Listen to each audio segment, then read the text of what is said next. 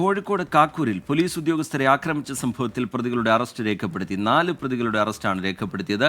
മിഥില ബാലൻ വിവരങ്ങളുമായി കോഴിക്കോട്ട് നിന്ന് ചേരുന്നുണ്ട്. മിഥില, വിശദാംശങ്ങൾ എന്താണ് മിഥില?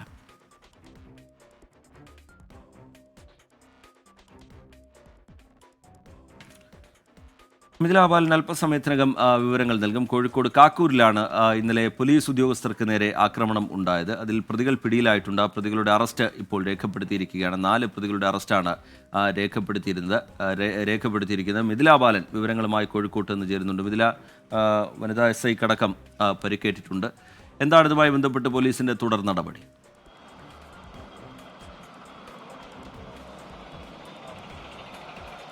ഇപ്പോൾ നിലവിൽ ഈ 4 പ്രതികളുടെയും അറസ്റ്റ് രേഖപ്പെടുത്തിയിട്ടുണ്ട്. കുന്നമംഗലം സ്വദേശി ബാബുരാജ്, വെള്ളിപ്പറമ്പ് സ്വദേശികളായ പ്രശാന്ത്, സനൂപ്, നെല്ലിക്കോട് സ്വദേശി രാജേഷ്, ഈ 4 പേരുടെയുമാണ് അറസ്റ്റ് ഇപ്പോൾ രേഖപ്പെടുത്തിയിട്ടുള്ളത്. ഇന്നലെ രാത്രിയായിരുന്നു ഈ കേസിന് ആസ്പദമായ ഒരു സംഭവം ഉണ്ടായത്.